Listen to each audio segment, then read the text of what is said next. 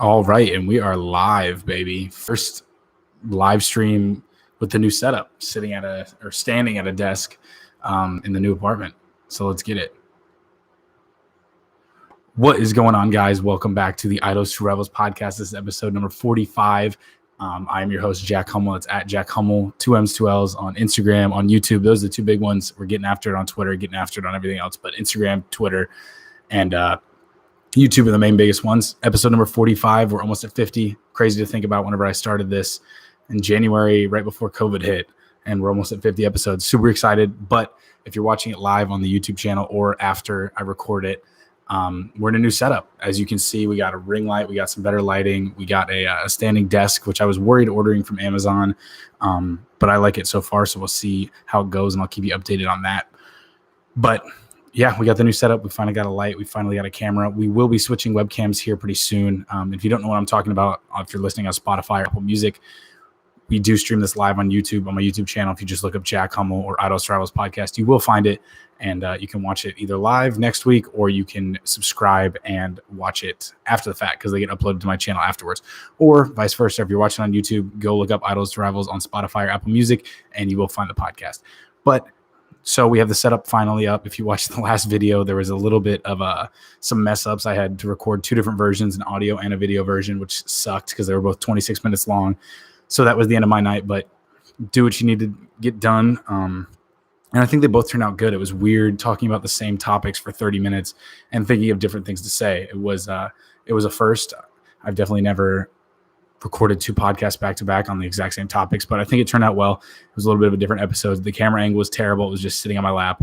I was waiting for this desk to get here, and now it got here. But we got a lot of great stuff coming up. We got a lot of great videos coming out. We're doing a lot of day in the life videos on the channel, so a lot of vlog style stuff, and showing you around Fort Lauderdale, showing around where I live and why I kind of moved here, and the opportunities that follow and what happens next. And I'm excited for it. I'm ready for all the challenges. I'm ready for all the adventures.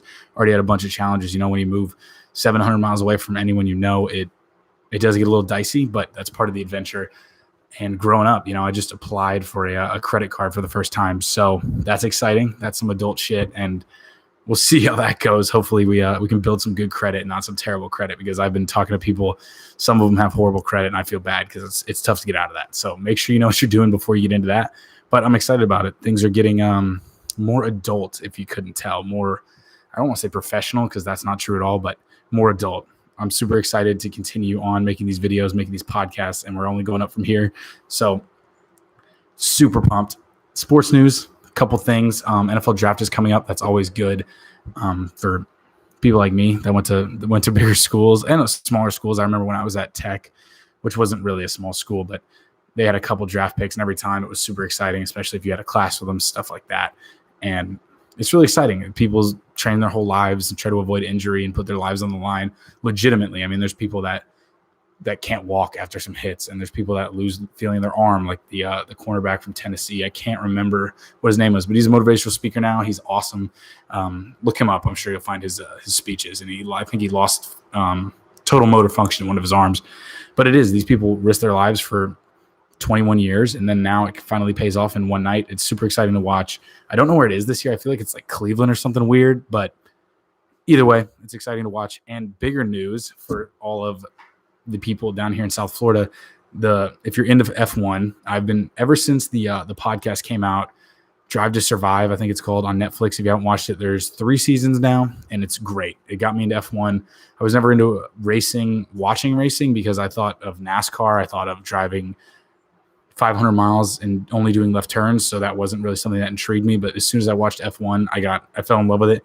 And they just signed a contract to do 10 years of the Miami Grand Prix as soon as I get down here. So call it fate, call it whatever, but I will be attending quite a few of those, and I'm excited about it. I'm excited to get into things. I'm excited to explore. I still haven't been to the beach yet or to Miami yet. I mean, I've been here, like almost 3 weeks now, and haven't been to the beach, but that's not really the point. I was talking about this with somebody else. I like the vibe of beach towns or cities, whatever it may be. I like the people's attitudes, stuff like that. I don't need to be actually physically in the sand to enjoy the beach. Some people my parents included, if we're going to the beach, you're at the beach. You're at the beach, you go back, make a sandwich and eat, and then you go back into the water because we're at the beach. So we're going to sit on the beach. And that's kind of how I grew up. But I never really felt the need to do it. I just like the vibe of having family and friends around whenever you are at the beach. And yeah, swimming in the water is great, but I enjoy the people around it. So living down here, you get that everywhere. Even at work, it's like, you're in a beach town, you're in a beach city. I guess you can't really call it a town. But yeah, they have everything. They have rivers, so you have mega yachts coming in and out. And what I found out was that Fort Lauderdale, I believe their city seal says Venice of America, because it's the largest yachting hub in America, which I thought would have been Miami. But apparently it's Fort Lauderdale. And so if you watch all those like below deck shows on whatever channel it is, I used to love those shows. They all kind of live around here. They all have apartments around here. And this is where they dock up, find different boats. This is where they find work. I talked about in the vlog a little bit that'll be uploaded next week about joining these Facebook groups to find people that film, find people that create content, and just kind of build a network and make friends even and go forward with that. But there was one Facebook group when I was looking at South Florida. It was like Yachties of South Florida. And all it was like, hey, we need a chef over here. Hey, I'm looking for a job. I just got off this size boat. I can handle this. I can handle that. I have licenses for this. So that was super cool. Obviously didn't join that because I know nothing about yachting yet. I have a boat license, but those are pretty easy to come by in the South. Some people get them with their driver's license. If you're like 16 and you pass your driver's license, they ask you like, check this box, and you'll also get a vessel license for a boat.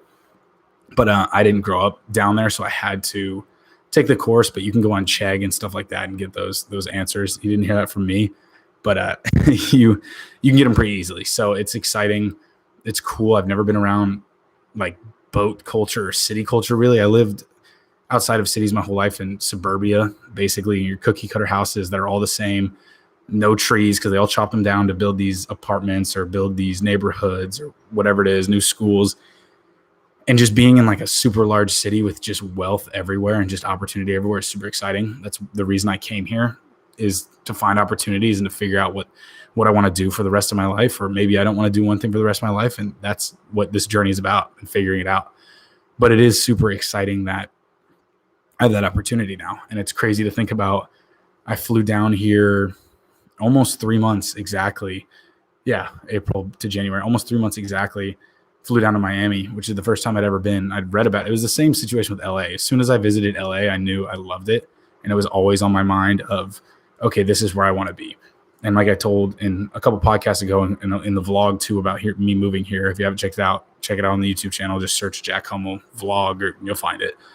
But I talked about how the state of that place is changing really quickly. A lot of people are leaving. A lot of the influencers that made it great or not so great, depending on who you are leaving and going other places and kind of jumping the gun to get to other spots. Because I mean, there's tax benefits here. There's weather benefits. I mean, we're basically in the tropics. I remember the second day I got here, I saw two massive iguanas just right outside my apartment. And you're supposed to kill them because they're an invasive species. I didn't, because I'm not going to probably do that ever. But two just you see lizards. I remember seeing big lizards that were the size of my thumb in like Disney World. I was like, well, those are massive. And then I saw these little chubby, fat brown lizards running around. And then sure enough, two gigantic, we're talking like Nat Geo iguanas just running around. And they didn't care. They were climbing trees. They were flying around. I'm talking like probably like 10 pounds. And it's just what you got to, what comes with the territory, all the palm trees and everything like that. I absolutely love. And it's just weird is how quickly things can change. And I see a lot of people, mainly older people, that I think get stuck. And I can see why. If you have a job that's stable, if you have a job that you've been in for a while, it's really easy to get in a rut. And then a week goes by, a month goes by, half a year goes by, 2 years go by, and you realize, oh my God, I haven't moved or I haven't evolved at all. But I think moving down here really opened my eyes to, hey, you can change anything at any moment. Obviously, there's other impacts. If you have a bunch of debt, or if you have children, or if you have a significant other, you have to factor those in. But at the end of the day, if you boil it down, you can get up and pretty much move wherever you want or start the life wherever you want if you think about it. And then as soon as you kind of formulate somewhat of a plan, pull the trigger. And so that's what I did. And I think subconsciously instilling that in myself of, okay, you'll never be stuck if you play your cards right. If you really, really need to go somewhere, if you want to go somewhere, if you want to change something, if you try hard enough, you can do it. I was stuck at my parents' house after college for a year and a half, and some of that was due to COVID. Some of that was due to maybe I was looking in the wrong places. But I'm not going to blame COVID for everything, because I think that that's kind of a cop-out. It did impact a lot of stuff, but I think when you want something bad enough, I think you can make it happen. Maybe not jumping off a cliff and flying, but I think if you want something bad enough, you can definitely make it happen, or get damn near close, or keep fighting until something else happens that you like. And so I don't want to blame that, but I think subconsciously moving here for me was realizing and proving to myself that I could move to wherever I wanted to be. I could go East Coast like I did. I could go West Coast. I could go wherever. West Coast would have obviously been way harder just because of living situation and distance from people, which, 12-hour drive away is pretty far. 12 to 24 hours is kind of the same thing if you really think about it. But proving to myself that you can change your whole life. I was talking about it with my roommate yesterday or Sunday at the pool. I was looking around. I was like, how the hell am I here right now? And he was just telling me he's been down here 5 or so years. And he was saying, don't forget that feeling. Don't forget that feeling where you look around and you just go, shit, I was not sitting poolside at almost a resort that I live at 3 months ago. I look around and the weather's great every day. People walking around are the most attractive people you've ever seen, richer people than you've ever seen, depending on where you grew up. And it's just like, wow, I live here now. This is where I live. It still doesn't feel real. I think once I hang up some stuff on these white ass walls and get a rug, it'll feel a little more real. It's getting there. But like I said, I've only been here 3 weeks. But just even going out on the balcony and looking around and being like, damn, I spoke about this.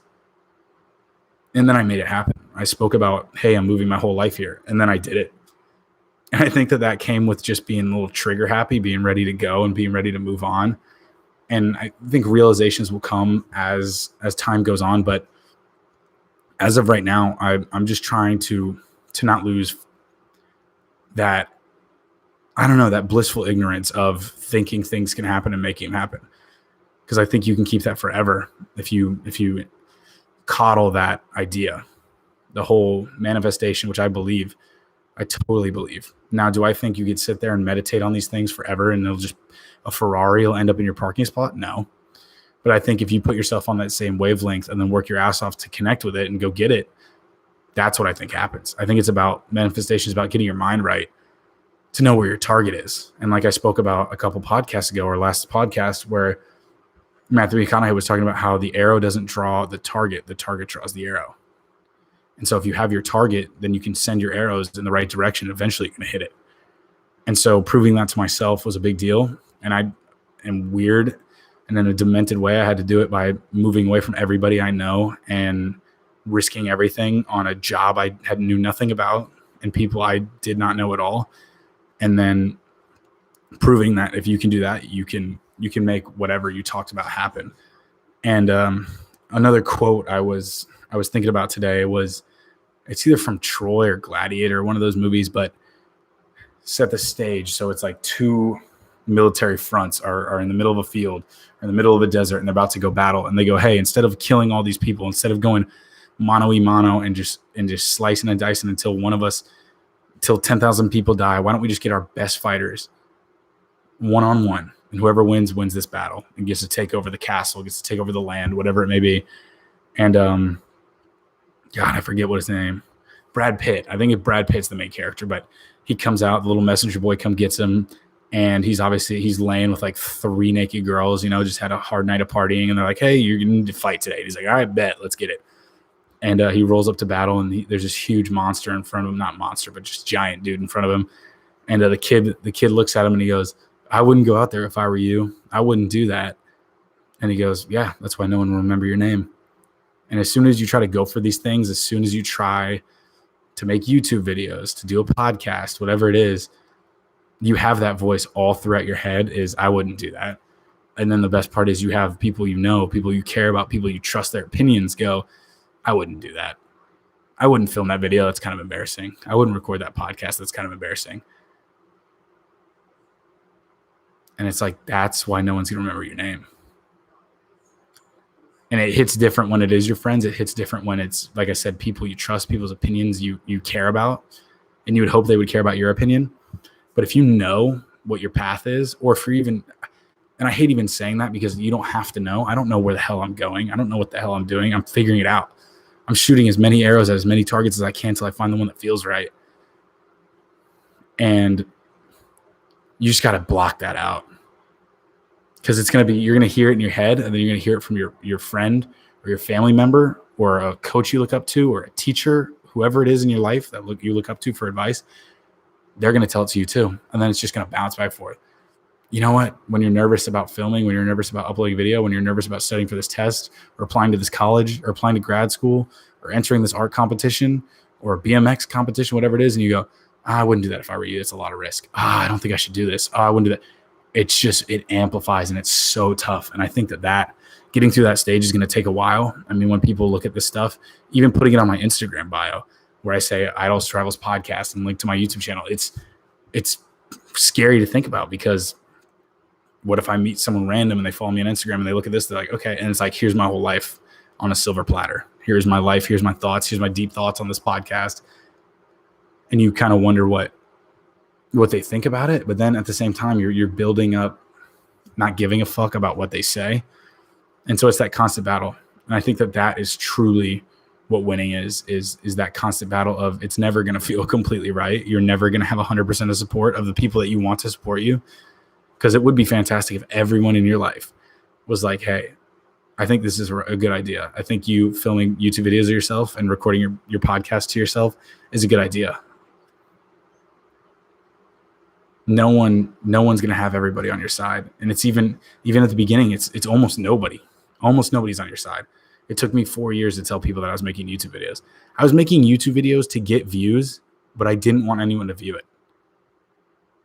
That's how fucked up caring about other people's opinions are. That's how much it'll delay your success. That's how much it'll delay your expression.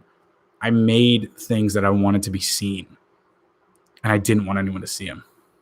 Just the biggest oxymoron imaginable.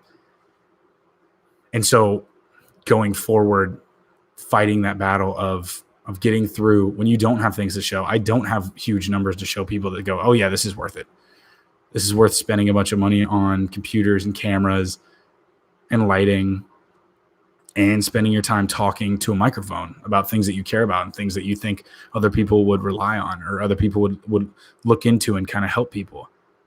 You don't see that gratification. You don't get that early on unless you blow up and do something crazy, which is more power to you. But you normally don't get that instant gratification where you go like, here's my YouTube channel. Oh yeah, I just started. Oh yeah, no, it's blown up.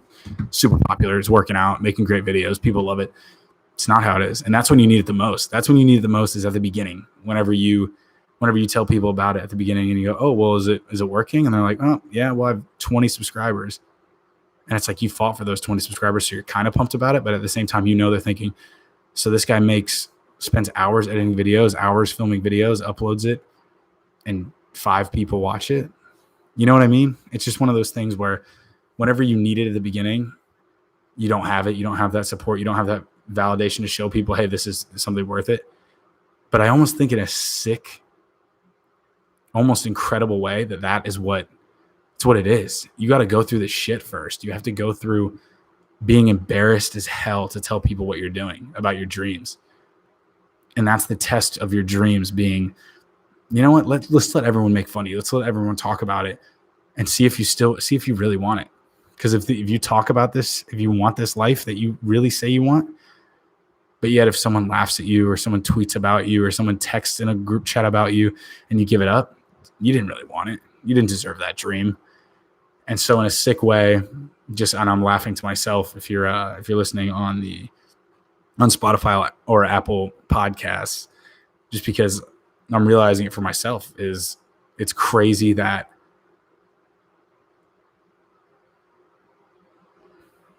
you could let something like that hold you back. But at the same time, in the moment, it feels so big. It feels so like, all eyes are on me, ready to fail. And whenever you're not good at things, like I'm not great at filming videos. I'm not great at filming vlogs. I'm working on it. I'm trying to get better. I think my thumbnail game is kind of upping a little bit, but not great at filming videos. And that's when you need it the most. That's when you need to be great at filming videos. So when you show somebody, they go, damn, that's fantastic. Oh, you have 100,000 subscribers. You know what would happen if you started filming videos, or whenever you film videos and you get 100,000 subscribers and you tell somebody you film YouTube videos, you think they laugh at you? No, they don't. They go, hell yeah, keep going. You're killing it. But that's not really when you need it. When you have 100,000 people or 10,000 people or 1,000 people telling you, knowing that they like your content, that's something. But whenever you're at the very bottom, at the beginning, at the grind stage, that's whenever it would be most useful, is when people being like, you know what? Yeah, get it. Get after it. Rarely will you find that. And so I think that's the price you pay to see if you really do love it, see if you really do like that dream. And I don't know. I'm excited about it. I'm excited about things. Things are changing, and I love it. A lot of things have changed. If you couldn't tell by the new room, the new video, the new state I currently live in. A lot of things have changed. It's crazy. But know that you can change literally anything you want. You can change anything you want at any moment. And if you want it bad enough, you'll get it. And I believe that. And I live by that. But I appreciate you guys listening. Episode number 45. We are quickly approaching 50. And I think we'll do something special for 50. I'm not sure what yet, but we'll do something special for 50. I appreciate you guys for listening. My name has been Jack. It is still Jack. And if you haven't already, follow me on Instagram at Jack Hummell and subscribe to me on YouTube. Those are my two big platforms I'm trying to work on. And let me know what you think. I love comments. I love likes. They help push the video up so more people can see it. But let me know what you think. Give me some more topics to talk about. I didn't talk about half the topics I wanted to talk about like I normally don't. But now that we have this setup ready, we're going to be pumping out content like a motherfucker. So super excited. I love you guys. And I'll see you on the next episode. Peace.